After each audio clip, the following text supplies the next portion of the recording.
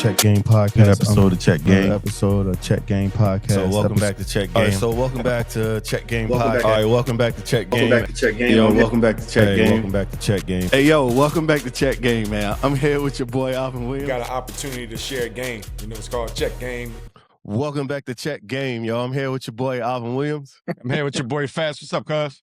What's up, man? We got laughing already, man. We got a special guest today, man. We got our boy Antonio Davis. He from Oakland, California. Went to college at Texas El Paso. Got drafted 18th pick, second round, 45th overall by the Pacers. Alvin's old teammate. None less to do. Let's welcome our man Antonio Davis, man. What's up, baby? What's going on? What's up? I appreciate, man. Hey, Fats. That's your OG. I know. That's your OG. What is that cheesing? What's that cheesing about, yo? I'm just happy, man. I'm happy. Man. Like you don't have no clue. You don't have no clue, Tone. How much you mean to me, how much all my OGs, it was a dream come true to play with all you guys, but you especially, man. That's why I'm cheesing. That's the cheese for. I appreciate it, man. You know, those times in Toronto was just beautiful for me. Let me pause a quick second. So, Oakland, California boy, went to Texas at El Paso. After Texas, El Paso, I literally went 2 years in Greece. I played in Athens, Greece for 2 years. Played in Milan for a year under Mike D'Antoni. I don't even know if you knew that. Damn. I played in I ain't know that. Played in Milan with Mike D'Antoni for a year, and then I went to the Pacers for 6 years. It was crazy because, you know, I really came out of high school not feeling like I wasn't ready to play because I didn't go to no camps. I didn't play in no camps, no nothing. It was just out, you know, Gary Payton and his daddy, you know, teaching me how to play, playing in the playgrounds, trying to figure that out. Then I got to El Paso, I played with Tim Hardaway. So, you know, playing with a great guard, bro, you don't learn how to play. Tim did all the work and just handed me the ball and told me to lay that shit up. So crazy. When Tim left after my junior year, so my senior year, sitting in El Paso, me and Greg Foster, between the two of us, we didn't have one post move, bro. Not one. Tim was boop, boop, boop, boop, boop, give it to us, lay that shit up. I was like, we should have left when that mofo left because we didn't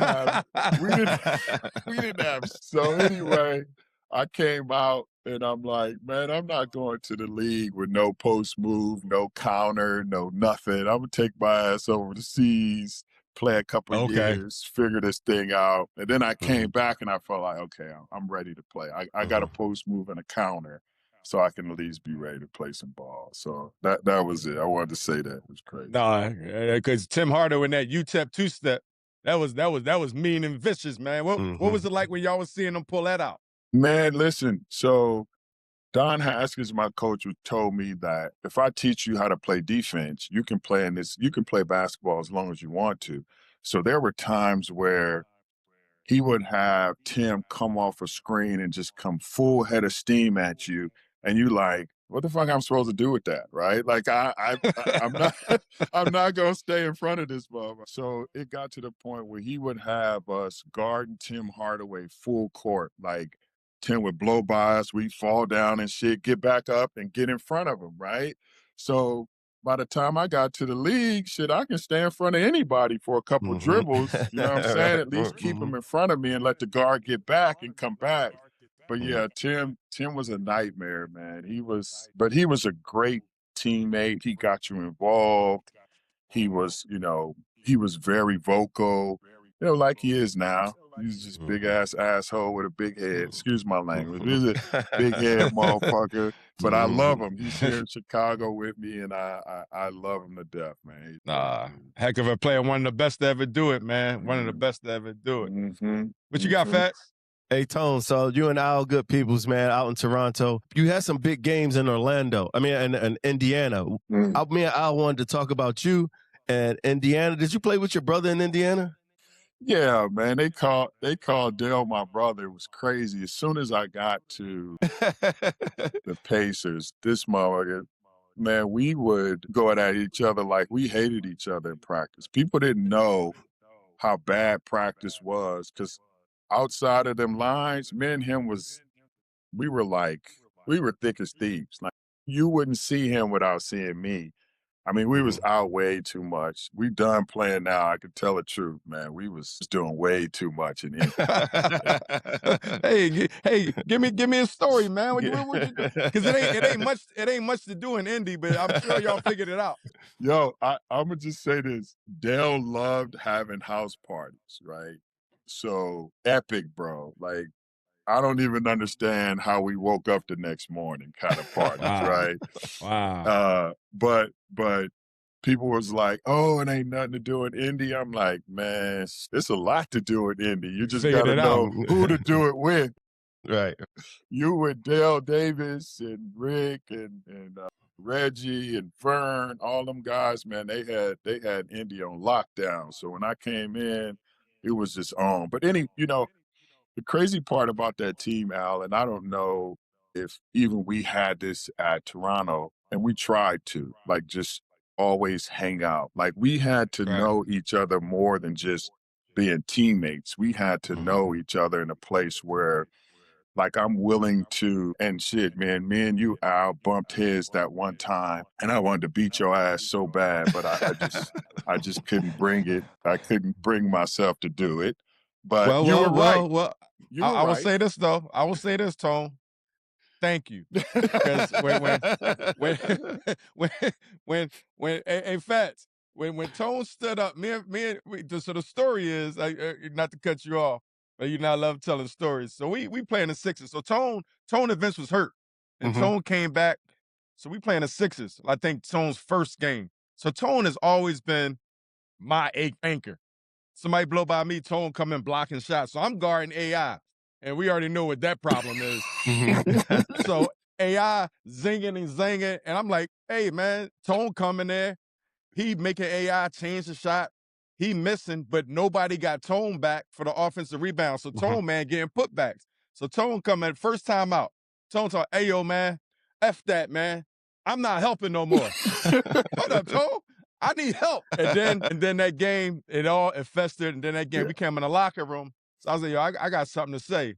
So I said something to Tone. Tone said something to me. So it got a little heated. Right. Tone took his uniform off and just put his towel on. But when I saw this man had every muscle defined in the book, I said, hey, Al, shut the fuck up.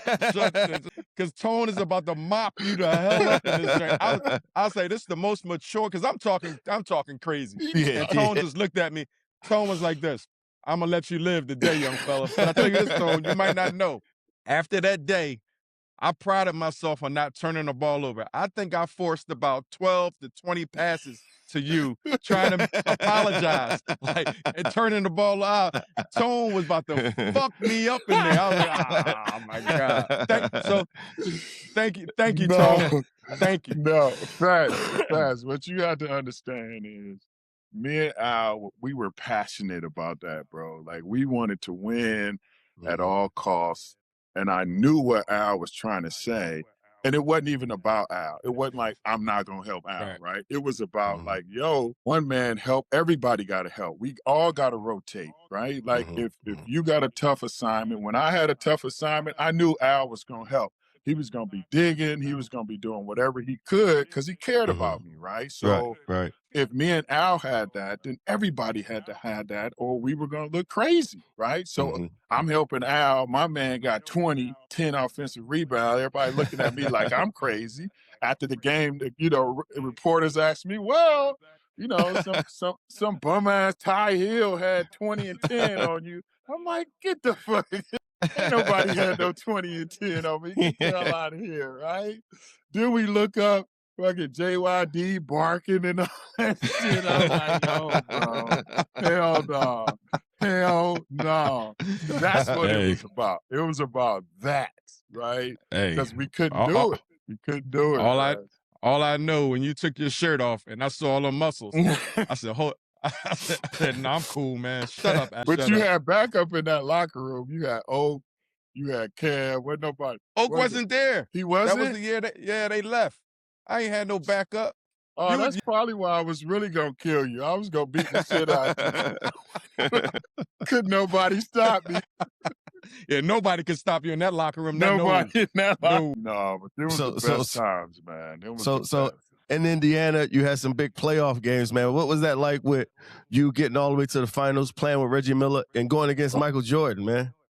Man, first of all, it was them damn Knicks, right? The Yeah. Knicks battles. That was the The battles, first, man.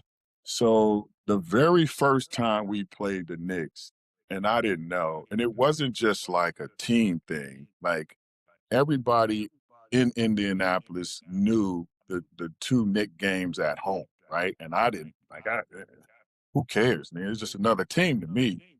Right. When they came to town, everybody asking for tickets. The damn game is sold out. It was crazy, right? So I'm like, I'm asking Reg and everybody like, what's up with this shit, right? And then when you get in the game, fucking Knicks is like, you fucking Hicks, y'all just hit like then you kind of understood what it was about. So them games, man, were just crazy. I mean, and their front line, Oak, Mace, Ewing, Charles Smith, all that, man. You just wanted to fight them mofos as soon as they came out. You just wanted to fight because they was hacking.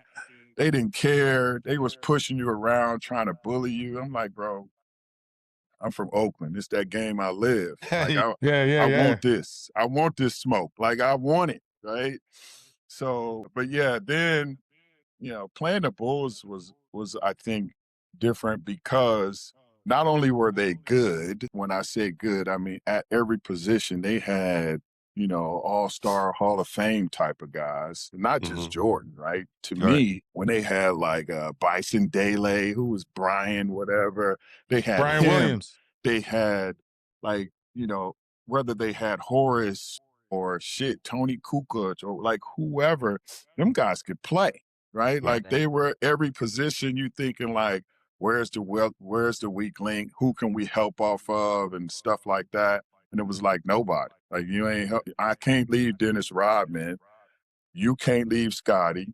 You can't leave MJ. So it was literally like a bunch of one-on-one basketball a lot of times, or you just had to be perfect in your defensive rotations. But them shits boiled down to who was going to make the least amount of mistakes, right? You go in the game. By the time you got to game 4, game 5, everybody knew everybody. You weren't going to run a play that I didn't know, but going to get there on time. Was my reaction going to be good? If not, we were going to lose. I mean, this shit, and they had MJ, so fuck that. Fuck them.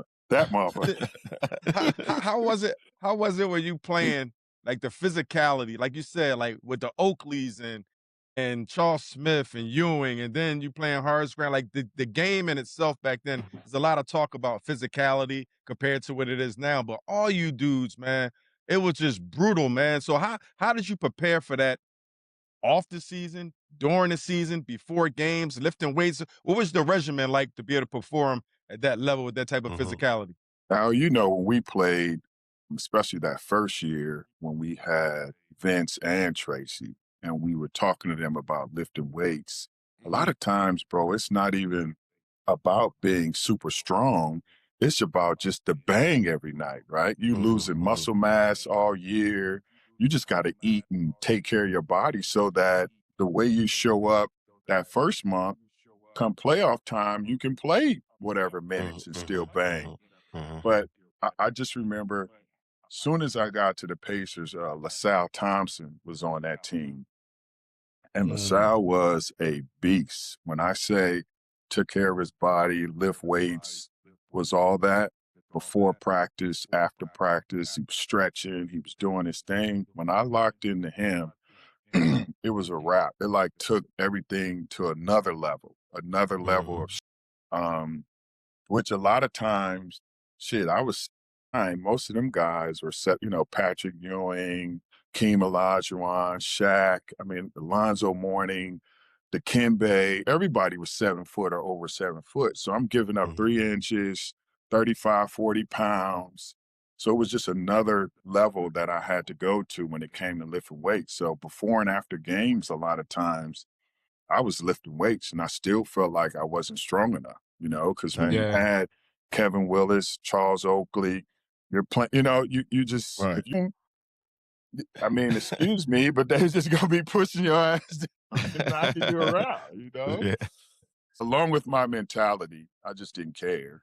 But if you're not strong and you didn't have that mentality, you just couldn't play. You weren't going to be effective at all. Mhm. Did that mentality come from Oakland?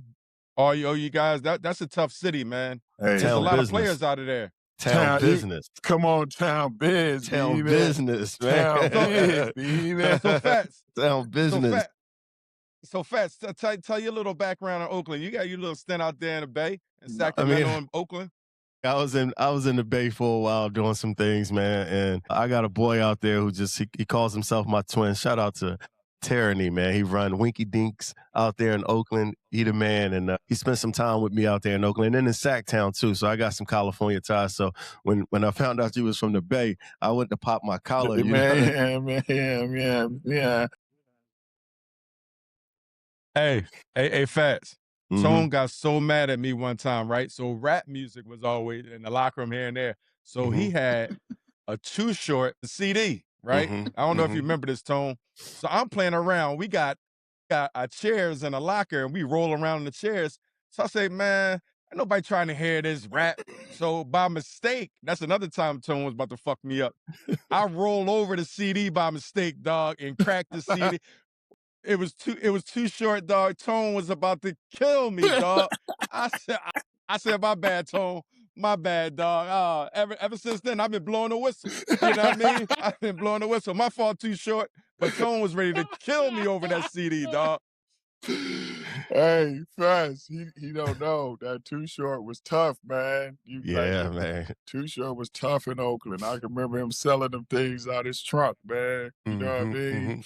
But Oakland is rich in a lot of history, man. Like, In Vogue, Tony Tone. People don't know those kind of people came from Oakland. Yeah. I'm just proud because Oakland is not like a big city like Philly or New York or something like that. And to have all those wonderful, extraordinary people come out of Oakland was just crazy. Even at my high school, like I didn't even know Bill Russell went to my high school till I left the damn high Really? school. Yeah, because Wow. going into the gym, there's pictures, but you just be like, look at them old motherfuckers who play. You ain't really thinking like, who are these Right, guys? You know what I'm right, saying? Mhm. And then I leave, and when I get to El Paso and they start talking about high school history, because Tiny Archibald was like one of the assistant coaches, and he's, oh, you come from Mac and blah, blah, blah. I'm like, I did? He did? He was like, yo, come on, man. Like, I didn't Wow. know. But we had a lot of like great football, baseball players out of my high school, out of that league that played. So Oakland is just rich in that, and rich in like you gon' thug it out. Like we may not be the best, but we gonna play hard. We gonna be loyal, and we gonna give you everything that we have, because that's all we know. I'm from the Bay. Yeah. I And I rep hard. it hard. Look at you. Look I'm at ready you. I with knew it was gonna get him. Al, I was waiting. I knew it. I'm right there. I'm right there with you, Tone. No trip. So let's get on basketball, man. Your stint out there with Toronto, y'all went deep in the playoffs. You was balling, man. And what was that like playing with Vince Carter, playing with Al as your point guard? What was your experience like being in Canada? What was that like for you out there with the Raptors? Man, I love the Raptors giving me an opportunity. I really didn't know coming in, right? Like, I left that Pacers team right on the cusp. The next year they went to the finals. I knew they were going to make it to the finals, man. We were good. We were really damn good. But I always thought that I was going to be, kind of second fiddle to Dale Davis. I never was going to get that shine or get the opportunity to really show if I could play or even prove to myself that I can play this game. So getting to Toronto, as Boogie Butch Carter with his crazy self being our coach, his unorthodox style of play, but allowing us to really grow in our roles was really key in me making that decision. And then I felt like there was a great opportunity there too in Toronto because they didn't have this big basketball fan base, right? They were so into hockey. Like we had an opportunity to do something special there. And when you take a guy like Vince Carter and surround him with all this talent and experience and guys who were ready to play, I just knew we were going to have a chance. Doug Christie, Al and Vince, those three guys, man, I can go back and do that one again. You know what I'm saying? Because I knew with the three of them, we were unselfish. We played together. We were going to beat up on people. Well, I don't know about Vince, but everybody was going to. He didn't need to. He had y'all. But yeah, man. I talked to Chili. I talked to Chris Childs the other day, man. Wow, how Chili doing? Man, he good. I got a connection there. I'm sorry, but that just hit my head when he said that. But yeah, man, Toronto was great. Sure.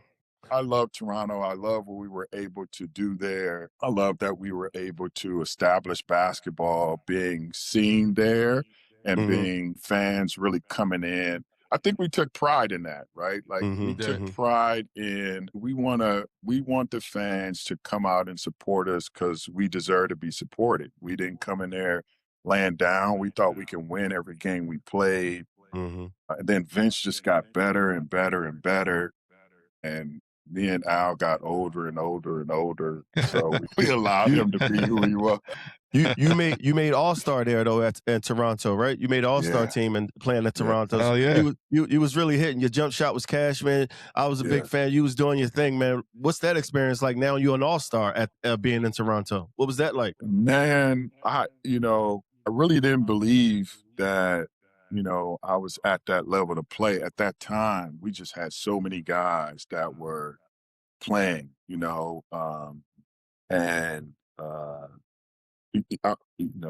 that whole experience for me, that whole year, just God shined a light on me because it was one of the best years that I had ever played. It was a contract year.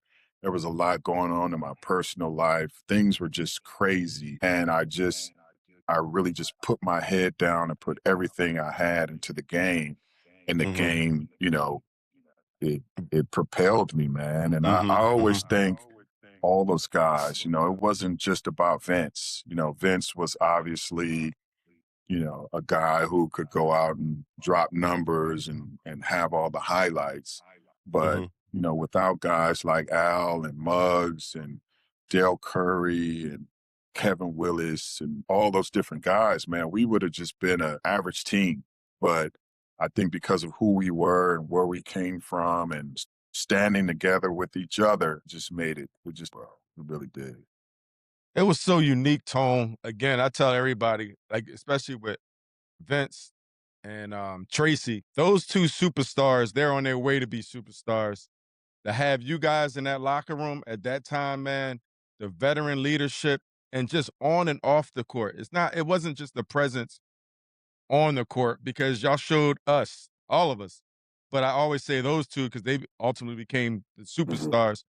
But how to prepare every day, how to approach practice every day, how to approach the games every day, how to hold everybody accountable. And you guys were already stamped and solidified. So when you talk about walking into a locker room, and I'm looking at guys that I watched as a kid, man, whether it's Muggsy Bogues, Del Curry, you had Kevin Willis, Charles Oakley, then you get the Doug Christie yourself, and what you said, you left Indiana and came to Toronto, and everything came to fruition. You became one of our go-to guys. I remember that New York Knicks series, dog, and I just remember Kurt Thomas was trying to guard you, and we kept going. Whatever that play was, it was 1-5, drop, whatever, and you was going to work. And I remember just, get him, Tone! Get him, Tone! And, man, it was just like, for you to become, as we saw, the enforcer in Indiana, to you still the enforcer, one of the enforcers with Oak, and then still draining that jump shot. catching alley-oops, follow-up dunks, blocking shots from the weak side, Yep. undersized, guarding people like Shaq. I just, like, it was, like, for me, like I said, it means so much when you say I was cheesing because you, Kevin Willis, Oakley, Muggsy, D Brown, like all of you guys, Del Curry, all you guys, man. It was amazing, dog, and it was a dream come true. It made being in the NBA. Oh, I didn't care. Like I wanted to play, but it was when I wasn't playing, Tone, it was still like, damn, man, you in a locker room with greatness, dog, and I could just share that greatness. Hey, man, what did you do? I don't care what I did, but you know who I played with? You know who was on the team? Man, so again, I had to take the time to show appreciation, man, and love, man, because it's so much gratitude to be there. And then my dumb ass, I started getting a little bit of time. I started playing a little bit. So no, it was dope. Listen now, I think, again, you know those guards who are out there who really care about you and trying to do their jobs. And I always thought you were one of those guys who didn't get enough credit for every day coming out. And shit, I knew your knees was hurting. I knew you were going through whatever, but I never doubted the fact that you gave it all that you had. Like, Yep. 'cause you had some tough freaking assignments, right? Oh, Like, God. Thank you. I Thank you. thought my son, like, you talk, you talk about the guys I had. This guy every Yeah. night, I can see him over there rubbing his knee, like, yo, come on, baby. He talking to that knee, like, yo, Don't fail me now. I'll tone real quick because I want to talk about we went past UTEP, but some of your coaches, the great Larry Brown, Lenny Wilkins, you had, and your college coach, Don Haskins. Like, could you give like our audience just the backdrop on Don Haskins and his imprint on the history of basketball and society? Yeah, man. So Don Haskins was the coach of that, I think it was the 66, 67 Texas Western team, which is now UTEP, Texas at El Paso. And he played, for the first time.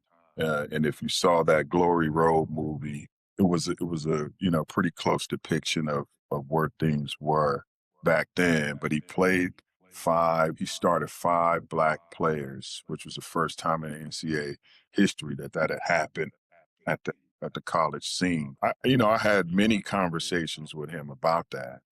And it was crazy because when he recruited me, I don't know that we talked basketball until maybe that last day when he brought me in. Really? Yeah. So that first day we came in, sat down, we had some conversation, and I saw the championship team behind him. And I was like, that was you? Like you did? Like that was you? And he was like, oh, hell, I started my 5 best players. If I'd have known they would have had that, I'd have started a white boy. Like he was just really like not in tune with that, right? Right. And there was something about that that was crazy to me because, the few times he talked to my mom, it was, again, never about basketball. I want Antonio to get a degree. I want to make sure that after he's finished and he leaves El Paso, that he comes back. If he didn't get his degree, he can come back, do this and that. You just had this sense that he wanted you to succeed, not because you were with him, not because you whatever, but just as a man that he wanted you to do some great things. Mhm. I always admired him for that. It was a no-brainer for me. Every other kind of coach you go in, they're talking about playing time and all this other stuff. But he just was different, man. And I knew why people would come there and play for him. I mean, think about Tim Hardaway. Tim Hardaway could have went to a million different schools, but he went to El Paso, I think, to play for Don Haskins, man. And that meant a lot. And then, so Larry Brown, I love him. Give me an opportunity in Indiana to come play and really, really kind of level setting. It didn't matter. Like you earned time. I came in and I earned my time and he gave it to me. It wasn't, he didn't care. There were times where Dale wasn't playing well and I was playing well and I started. I played more minutes than Dale. So he didn't care, Lenny Wilkins, God rest his soul, man. I remember talking to Lenny about, the times where he was playing and there weren't many black players on the team. And I remember one time I looked down, I was like, Lenny, but you was a house Negro. Like, you was light, bro. You're high yellow. You was high yellow, Lenny. He was like, oh, that didn't matter. That didn't matter. Mhm. That little bit of black I had, I was black. So I used to love Lenny for all the stories he used to give us, man. But I was very fortunate. Even Butch Carter, man, I was very fortunate to have some coaches that really poured into me as a person, as a basketball player. And you're really you stay in the league really as long as you have great coaches. The minute you don't have a coach pushing you and staying on you, you become nothing, man. So I was lucky. I was really lucky. No, that's important. It's definitely coaching, leadership is important, man. That's something you guys also provided for us. Coaching is one thing, but the leadership in our locker room in Toronto, how you guys policed it and how you made sure it was such a mixture of younger players and older veteran players and experienced players. But that leadership, to your point, Tone, is vital, man, for any organization. It's vital. I think when we talk about the teams now, right, there's not a lot of teams that will have some of those older guys on their team. Like when I went to Why do you think that is, Tone? You think it's intentional? You think it's the structure of society, how the game is played? I don't know, Al, because to me, in that locker room, you would want somebody in there who could show those young guys how to show up and be professional on and off the floor. I mean, you invest in the money that they're investing in these kids today. It's crazy early on, right? You think of the Zion Williams of the world. Like, Zion was a young kid, young pup coming in. You should have immediately got somebody on that team that he can relate to that was older, right? Just as insurance at that point, you know what I'm saying? It would have paid off, right? I don't know if he would have still got hurt and all that other stuff would have happened, but I just didn't see nobody there on that team that was constantly in his ear about how to be a professional and all the opportunity that he has, right? I don't know why they don't do it nowadays, man. I think the teams that do, you notice that those young guys come in and they have, like Miami, right? With Udonis there, those young kids, they're pretty mature kids when they come in there and play. So, yeah, they need to rethink that one. Get some of them old guys back up in there and get them playing. Boogie, you can put the suit back up, young fella. No. Wait, you said that way too fast. No, I ain't got a chance in hell. You speaking on Toronto, and you talk about the veteran leadership. They implemented Garrett Temple, and he does an outstanding job, man. Sharp, you could tell the way he comes to the game, and I know Fats will love this. Man, he comes suited and booted to every game, like true professional, man. Just very, very sharp young man, older man on the bench, but you can tell he has a pulse on the team. He has a pulse with the coaches. So I think he's a perfect conduit from the coaches and the players. So to your point, man, that veteran leadership is critical, man. And Garrett Temple does a really good job with the Raptors. No, that's great, man. I think he was involved in the PA and all the other stuff. So I'm sure, the business of basketball is always heavy on his mind. And that's why you have to come as a professional. I don't think these young guys understand the importance of that, especially in today's game. Like, it is about business. It is about the numbers. It is about perception. It is about your digital media presence, right? So those guys got to buy into that in order to maximize, this whole time that they have in the league. Sure. Hey, so Tone, speaking on older guys, I would like for you to pronounce your title before I do, but you're the CEO of the Retirement Players Association. If you can give me the proper title and give our audience a understanding of why you took this role and what does this role entail to better our players or better the NBA? No, and I appreciate that, man. So I'm CEO and president of the National Basketball Retired Players Association. We just rebranded to Legends of Basketball. I think we did that to be inclusive because we have ABA, NBA, Harlem Globetrotter, and WNBA under our umbrella. Okay. I didn't being, NBA alumni or national basketball, whatever, was going to encompass everybody. But I thought Legends of Basketball would cover everybody. This association was created in '92 through 5, I'll call them all Hall of Famers: Oscar Robinson, Dave Bing, Dave DeBuscher, Dave Cowens, and Archie Clark.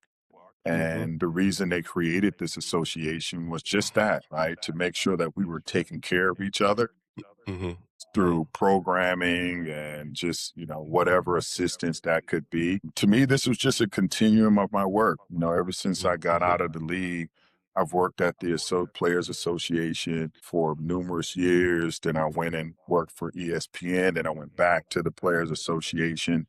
So it's always just been in my heart, man, since I was, a player working for the union, being a union guy, to understand the business of basketball, how it affects us while we were playing, after we were playing. So a big push of mine this year is established around our 5 pillars, which I think starts with that camaraderie piece, as me and Al right now are having these wonderful stories, laughing and talking.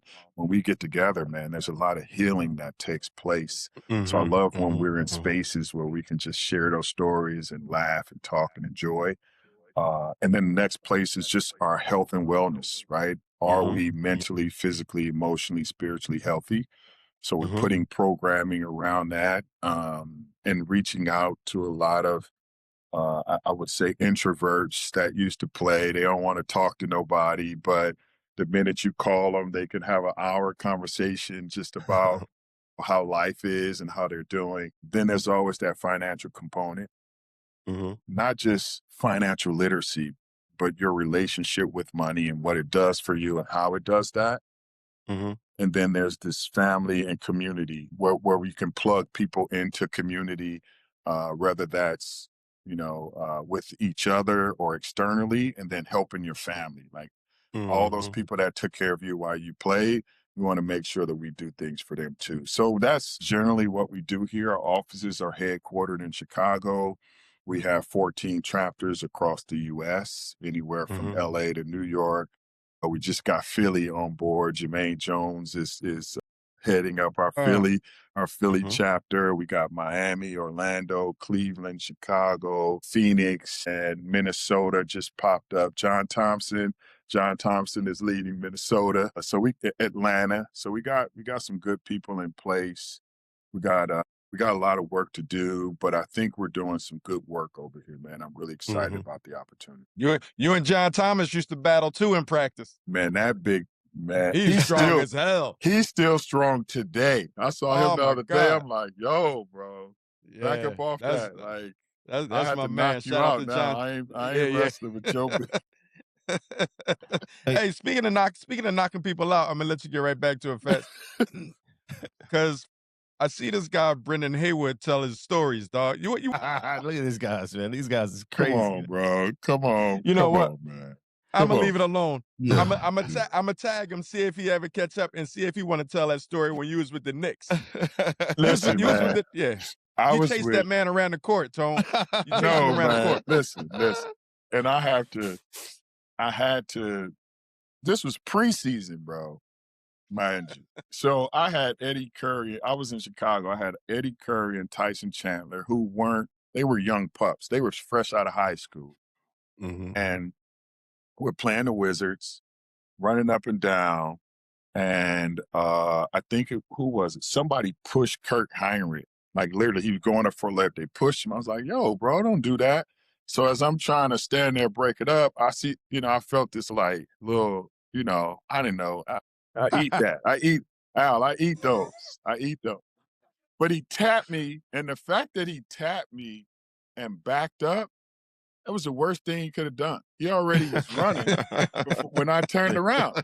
I'm like, if he would have stood there, it would have been all good. I probably would have still two-pieced him, but it wouldn't have looked so bad, right? So this dude started backpedaling. Then I was mad because you backpedaling. Like, why you going? You couldn't catch him. I couldn't catch him. I'm like, yo, you tripping. You just hit me in front of my young boys. I got a two-piece. I got to get you now, right? So, I got to find the footage, man. I got to find that footage. Bug, I hate telling that story. You ain't supposed to do that. You ain't supposed to do that. I brought it up. My bad. No. So where I was going with what you just said, Tone, is that even me being close to Alvin, you said these conversations are healing.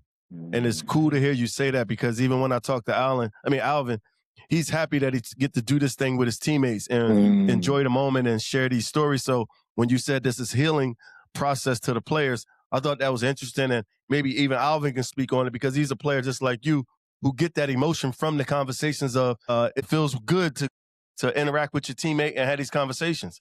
No, it's definitely it's therapeutic, man. And like you said, a lot of us, we come up, we're not ready to be vulnerable yet.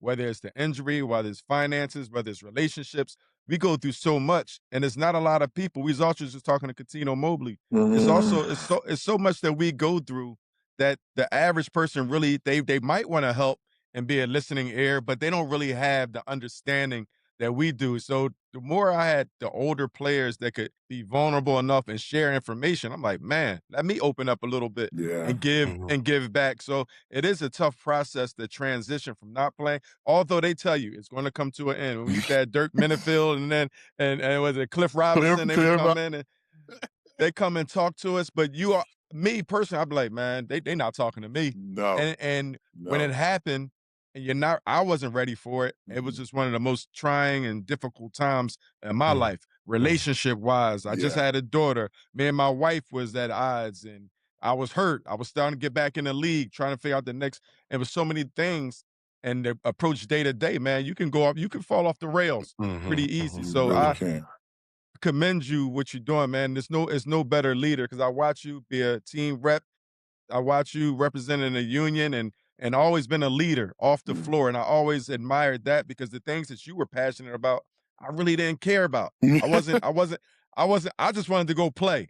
But you knew the business of basketball, and you would talk to us about it, whether it was on the floor when we had time, personal time. So I always, and now seeing you in this role, man, I commend you, man, because it's desperately needed. And you're the right leader for that role, man, for sure. No, I appreciate that, Bug. And I think we have to, and I would tell you on your show, when you get guys to come in, please pass along my number, because the one thing we can't do is we can't do this in silos. We can't be to this place where we feel like nobody understands, right? Because most of the guys I talk to now, and it's crazy, because I spend a lot of time with WNBA players too, and it's crazy the similarities we have, like polar opposites, but the same thing, right? Like you've been playing this sport since you were a kid. All of a sudden they take it away from you, and not just the game, but they take all the other stuff away from you too.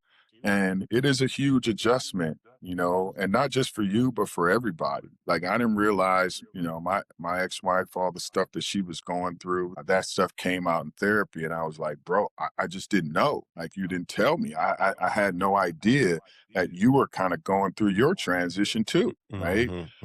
So it's a lot of stuff that we talk about here, or have the opportunity to talk about, that's super healing. It's super important for us to get back. And it's a part of what we talk about here too, is getting our legends back to this place where they're in the community like they used to do when they played, right? Because we felt like we were invincible. We can do anything when we were on that court. Imagine us now in the community where we're job creators, we're leaders, we're great parents, we're coaches, we're doing all these wonderful things. Our kids are going to reap benefits because we poured into our legends who we know are great people. They just need an opportunity to reset and get back out there and do their thing. So that's our mission, man. That's what we do on a daily basis. I need to be cool, more man. involved too, Tone. We can talk offline, but I need to get more involved, man, and more of an understanding of how I can be helpful, how I can support, and how I can be supported. No, So, definitely. yeah, all of that. And with this, what you're doing now is giving people an opportunity to have these conversations. You just let me know who you want to talk to, and Okay. I'll make sure I put them your way, man, because we would talk to you like we wouldn't talk to anybody else. I ain't gonna lie. If Fats was just on here by himself, I'd be putting him through the ringer, just looking at him like, what? What you what? I ain't talking. I ain't said nothing. Until he did this. Until he. I'm finna bait. If he would have done that, it'd have been. Hey, Tom. So some fun fact: who win? You or your brother? Just who win in the backyard? Who winning, man? Listen, Dale know, and you can ask him. He don't want none of this, man. He'll Al Boogie. He don't want none of this. I'm not going against you. And damn sure I don't want both of y'all to come. The way y'all just setting them screens for Reggie and knocking people out. Nah. I remember I was playing. We were playing Sacramento. Was we in Indy or I think we were playing Sacramento in Sacramento. So you know how you see something about to happen, but you like, these ain't do nothing. So Dale had bumped into, what is his name? I know he bumped into him and he ran down and the guy kind of like hit him in the back of the head, right? And I'm like, shit, it's gonna happen. But Dale didn't do nothing. So the next play down, come back down, I turn around, running down court, turn back around. Dale got his hands wrapped around my man's throat. I'm like, if this isn't some country boys, like who chokes somebody, right? Like, come on, Boogie. You saw a lot of fights, but who's literally choking somebody? That's like anger. That's anger. That's mad. Anger. That's like that's when like you trying to take somebody's life. You trying to take somebody's life from them. My man was like, stop, bro. Like, stop. I was like, yo, this dude is crazy, man. Crazy. I got a question for you, Tone. Give me one of these things. We let you go after. Give me your top 5 toughest dudes. Like we got the Oakleys, the Del Davises, the Derek Colemans, yourself. Like those tough guys that you know it ain't sweet. Even after this game, it might still be an issue. A real tough one. Listen, man. Like it was crazy because on every team they had somebody you didn't want to guard, right? Like Utah had like Otis Thorpe, like this. Damn. You know, strong. Cleveland had Michael Cage, big Jerry Curl shoulders out to here. You know what I'm saying? Terry Cummings, Milwaukee Terry. Damn. I'm like, oh my goodness, bro. Buck Williams in New York. Like, every team had this dude that you just didn't want to, like, nah, tonight, like, really, bro? Like, and they come out first soon as I get in the game. I'm like, not tonight. I'm tired, they set the tone. And you got to wake up or they're going to beat you up every single night. Like, I just was like, man. And then they had them teams where they didn't have one. So, you just knocked it in every night. I'm just coming in there knocking people's head off. So yeah. But yeah, those back when I played, and then there was all the centers like Alonzo Mourning. So you freak around and go to Florida. You had Alonzo Mourning, and then Shaq could be the next night. Or you go to Texas and you got David Robinson and Tim Duncan. And then you had Olajuwon. And then Dallas always had some big goofy, Sean Brown. You're just like, come on, bro. Like, really? So some of them states you go to, you're just like, man. There's no nights off. No. Hey, Tone, I'll tell you this, Tone. When we used to be in practice, and it was you, K-Dub, John Thomas, Yogi, and I don't know if you remember. Remember we had the 7'3" guy, Alex Radojevic, yes. And Kevin Willis threw him down and broke his back. I think he had back issues for the rest of he finished his career. He tore his vertebrae up, bro. Like, dog. He jacked him Facts. Up. They were down there. It was brutal down there in practice. These guys used to go so hard in practice. Like, I look at practice now. Those practices back, it was warfare. It was guerrilla warfare, dog. 2 hours, too. It wasn't like a 30-minute practice. It was 2 hours. Those Butch Carter practices. Those Butch Carter practices they was fun as hell, but they was violent. They was violent. Hey, remember Keon Clark? I'm sorry. Remember Keon? Mm-hmm. Yeah. Keon with that left hand. My goodness, bro. That mofo was crazy. Keon Clark. Shout out to Keon Clark. I know shout out to Keon. He's a beast. But he was one of the most talented dudes he would come into practice a minute before practice with sweatpants on. Who knows what he was just finished doing? But he'd be running through, dunking that thing with his left hand. Like, oh my God, so much talent. And just a real dude. He was Real dude. great teammate. Great teammate. Shout out to Keon Clark. Shout man. out to Keon Clark. Shout My out to God. Love that Hey, dude. Tone, so you from the state of California. We had asked somebody else this question. I got to ask you, is Northern California better than Southern California? Where's the state of basketball? Who winning, South or the North? We were talking about this the other day. So the Oakland Athletic League that we played in, Gary Payton and a lot of others played in, when it came time to go to the state, you always had those Southern teams that were just stacked, right? Mm-hmm. And I think because just the LA areas was just bigger than ours, they had more players, but I don't know if they had the type of players that we had. You know what I'm saying? So I'm going to give it to Southern Cali based on numbers, but not based on heart. Like, Heart, I got you. You I'm with you bring them They not ones tough in down the to Bay. the Yeah, they ain't tough bring in them the up Bay. to Nah. up north. It's a wrap. We beat them down. You ain't. I got you you. ain't, I got you. nah, bro. You Got ain't- you. Is that dynamic? Does that dynamic still hold true in today's youth and the demographics? You know, the Bay, so you got Aaron Gordon and Damian Lillard, like those kind of guys still got that toughness, that grit about them. And then the LA guys, you know, LA is just so Hollywood now, bro. I still think them young guys are Hollywood. You don't see that tenacity that they would normally have. So I'm still back to the toughness being in the Bay. You may have more flash from the LA guys, but I don't know that you have that toughness from those guys, you know. That makes sense. Yeah. Makes sense. Yeah.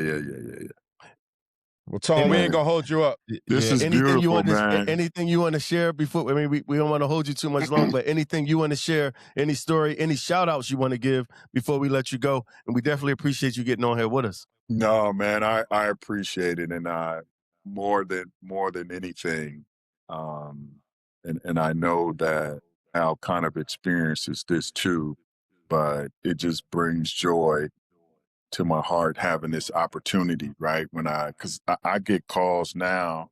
That's another thing I love about this job. I get calls from some of the old heads. I remember being in Oakland and World Be Free. You remember World Be Free? Yeah, he worked here with the Sixers. World Be Free was like the guy for me, right? And so I'm sitting here at my desk the other day and my phone rang and I picked it up and it said World Be Free, and I put it back down like, ain't no damn World Be Free. So I picked it back up and I got him on the phone. Man, we talked for about half hour, man. And I'm just blown away by people don't know us as people, right? Like as human beings. So when we get the opportunity to come on and show our more human side, I'm delighted. So that's why I said, you guys need connections to anybody. Just let me know. Because there are a bunch of guys out there that just want to show and talk about being human, not hoop all the time, but just being a man, being a ball player, what that meant, what that looked like, what the other side looked like. So you guys keep doing that, man. I appreciate you. Yeah. Appreciate you. No, appreciate you, man. All good. And shout out to World Be Free. I had a chance to sit down with him, working with the Sixers, and it's amazing to your point. And every time I see him, I greet him. How you doing, legend? Because to your point, man, legendary. A lot of people, I watch him and watch some of the 76ers. When he walk around, I'm like, these guys don't even have a clue who's in front of him. Yes. And yes. He's become really close with one of my close friends. And sometimes my buddy would call me, be like, yo, I'm sitting here with World. Don't let him go nowhere. I'm on my way. I'm on my way. So shout out to World Be Free, man. World Be Free. A legendary guy and an excellent, a dope human being as well, man. So love that guy, man. Shout out to World Be Free. Perfect, man. Perfect. Guys, do that work. Thanks, Tom. Thanks, Tom. Tom. All right, bro. Love you, dog. Appreciate you. Love you, dog. Love you too, man. Y'all be good. Right. Fat, take care Tom, of my bro. all right. Don't hang up yet, Tony. You got to man. No. Don't hang up. Don't hang up with us here at Check Game, man. We appreciate all the support y'all give us. We appreciate when you hit the like, when you subscribe, and any comments. We appreciate all the love y'all been showing us. Anything before we get out of here, Al? Yeah, That's there you it. go. Peace, peace, peace, peace. Enjoy your week. We catch y'all next week. Peace. Boy, Alvin Williams. Got an opportunity to share a game. You know, it's called Check Game.